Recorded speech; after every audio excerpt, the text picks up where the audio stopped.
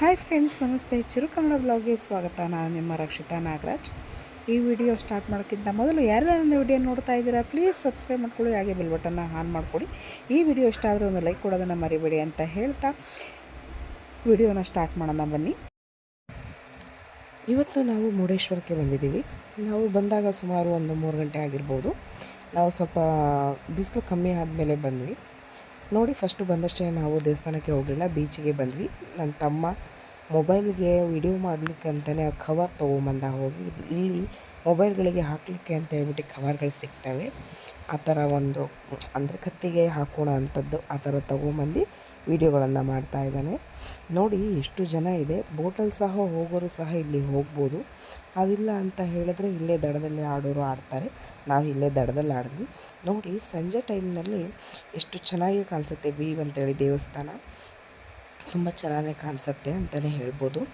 ನೋಡಲಿಕ್ಕೆ ಒಂದು ಚೆಂದ. ಮತ್ತು ಇಲ್ಲಿ ಎಷ್ಟು ಸಂಜೆ ಆಗ್ತಾ ಬರುತ್ತೆ, ಗಾಳಿ ಎಷ್ಟು ಜಾಸ್ತಿ ಆಗುತ್ತೆ ಅಷ್ಟು ಅಲೆಗಳು ಜಾಸ್ತಿ ಆಗುತ್ತೆ. ನಾವು ಗಾಡಿಗಳನ್ನು ಇಲ್ಲಿ ನೋಡ್ತಿದ್ದೀರಲ್ವ, ಇಲ್ಲಿ ನಾವು ಕಾರ್ ಪಾರ್ಕಿಂಗ್ ಮಾಡ್ತಿದ್ವಿ.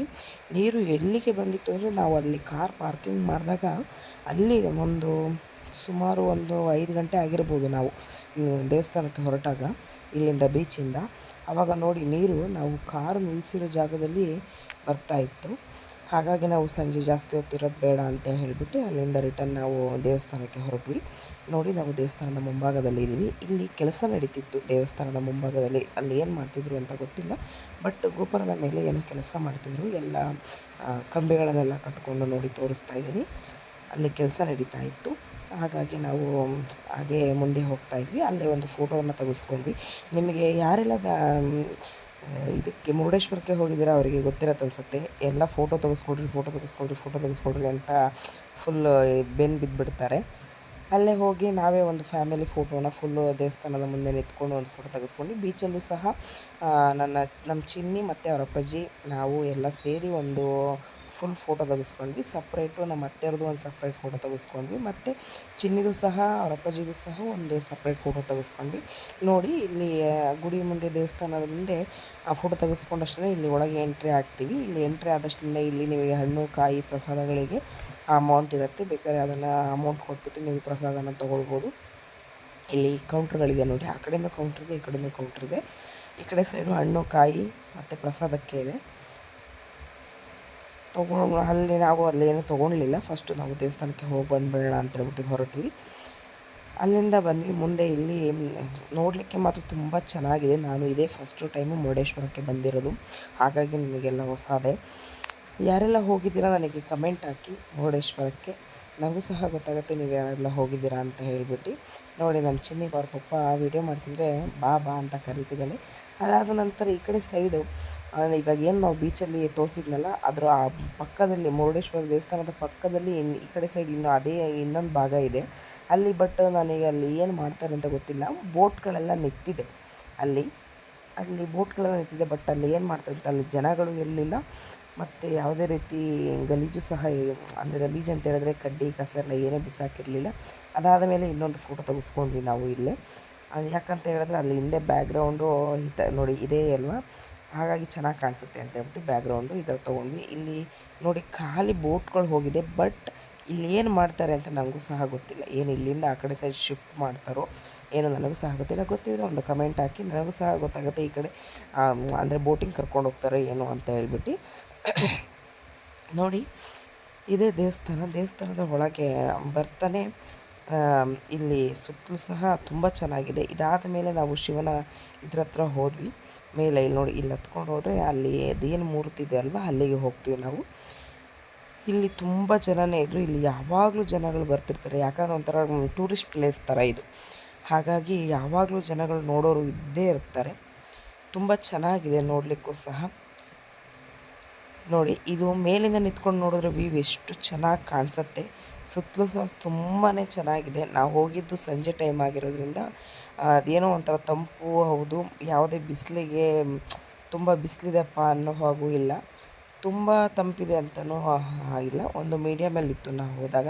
ನೋಡಿ, ಇಲ್ಲಿಂದ ವ್ಯೂ ಎಷ್ಟು ಚೆನ್ನಾಗಿ ಕಾಣಿಸ್ತದೆ. ಇಲ್ಲಿಂದ ಸ್ಟೆಪ್ ಹತ್ಕೊಂಡು ಹೋದರೆ ಒಳಗೆ ಇದಕ್ಕೆ ಹೋಗ್ಬೋದು. ನಾವು ದೇವರನ್ನ ದರ್ಶನನ ಅಲ್ಲೇ ಮಾಡ್ಕೊಂಡು ಬಂದ್ವಿ ಕೆಳಗೆ. ಅಲ್ಲಿ ವಿಡಿಯೋ ಮಾಡಲಿಕ್ಕೆ ಬಿಡಲಿಲ್ಲ. ಹಾಗಾಗಿ ನೋಡಿ ಇಲ್ಲಿ ಬಂದ ಮೇಲೆ ಎಷ್ಟು ಚೆನ್ನಾಗಿ ಕಾಣಿಸ್ತಾ ಇದೆ, ತುಂಬಾ ಚೆನ್ನಾಗಿ ಕಾಣಿಸ್ತಾ ಇದೆ. ಅದೇನೋ ನೋಡಲಿಕ್ಕೆ ಒಂದು ಚೆಂದ. ಇಲ್ಲಿ ಚಿನ್ನಿ ಸಹ ತುಂಬ ಚೆನ್ನಾಗಿ ಆಟ ಆಡಿದ್ಲು. ಸ್ವಲ್ಪ ಹೊತ್ತೊಳಗೆ ಕೆಳಗೆ ಬಿಟ್ಟಿದ್ವಿ ನಾವು, ಆಟ ಆಡಿದ್ಲು ಚೆನ್ನಾಗಿ. ಇಲ್ಲಿ ಒಬ್ಬೊಬ್ರು ಬೇರೆ ಬೇರೆ ಇದರಿಂದನೂ ಸಹ ಜನ ಬಂದಿರ್ತಾರೆ, ರಾಜ್ಯದಿಂದನೂ ಆಗಿರ್ಬೋದು, ದೇಶದಿಂದನೂ ಆಗಿರ್ಬೋದು. ನಾವು ಇಲ್ಲಿ ಬರಬೇಕಾದ್ರೂ ಸಹ ಯಾವುದೋ ಒಂದು ಇಬ್ಬರು ಜನನ ನಾನು ಔಟ್ಸೈಡ್ ಅವ್ರನ್ನ ನೋಡಿದೆ ನಾನು. ಅವರು ಸಹ ಕನ್ನಡ ಬರಲ್ಲ, ಬಟ್ ಈ ಕಡೆ ನಮ್ಮ ಇದನ್ನು ದೇವಸ್ಥಾನಗಳನ್ನು ನೋಡ್ಲಿಕ್ಕೆ ಬರ್ತಾರೆ ಅಂದರೆ ಒಂದು ಹೆಮ್ಮೆ ಅಲ್ವಾ ನಮಗೆ. ನನ್ನ ವಾಯ್ಸು ಸ್ವಲ್ಪ ಕರ್ಕಶವಾಗ್ಬಿಟ್ಟಿದೆ, ಯಾಕಂದರೆ ನನಗೆ ಸ್ವಲ್ಪ ಕೋಲ್ಡ್ ಆಗಿದೆ. ಸೊ ಹಾಗಾಗಿ ವಾಯ್ಸ್ ಚೇಂಜ್ ಆಗಿದೆ ನಂದು, ಯಾರೂ ತಪ್ಪು ತಿಳ್ಕೊಬೇಡ್ರಿ. ನೋಡಿ ಇಲ್ಲೂ ಸಹ ಒಂದು ಗುಡಿ ಇದೆ, ಅಲ್ಲಿಗೂ ಸಹ ಹೋಗಿ ದರ್ಶನ ಮಾಡ್ಕೊಂಡ್ಬಂದ್ವಿ. ಇಲ್ಲಿ ನಂದಿ ಹತ್ರನೂ ಸಹ ಒಂದು ಫೋಟೋ ತೆಗೆಸ್ಕೊಂಡ್ವಿ. ಅಲ್ಲಿ ನಿಂತ್ಕೊಂಡು ತೆಗೆಸ್ಕೊಂಡಾಗ ಏನೋ ಒಂಥರ ಹತ್ರದಲ್ಲೇ ಇದೆ ಏನೋ ನಂದಿ ಅಂತ ಹೇಳ್ಬಿಟ್ಟು ಫೀಲ್ ಆಗುತ್ತೆ ಫೋಟೋದಲ್ಲಿ, ತುಂಬ ಚೆನ್ನಾಗಾಗತ್ತೆ. ಅದಾದ ಮೇಲೆ ಇಲ್ಲಿಂದ ಬಂದರೆ ಇಲ್ಲಿ ದೇವ್ರನ್ನ ಕೂರಿಸಿರ್ತಾರಲ್ವ, ಇಲ್ಲೂ ಸಹ ನಾವು ಒಂದು ಸುತ್ತನ ಬಂದ್ವಿ, ತುಂಬ ಚೆನ್ನಾಗಿತ್ತು. ನನ್ನ ಮಗಳು ಮತ್ತು ನನ್ನ ಅಕ್ಕನ ಮಗಳು ಬಹಳ ಎಂಜಾಯ್ ಮಾಡಿದ್ರು ಇಲ್ಲಿ, ಅದೊಂದು ಖುಷಿ.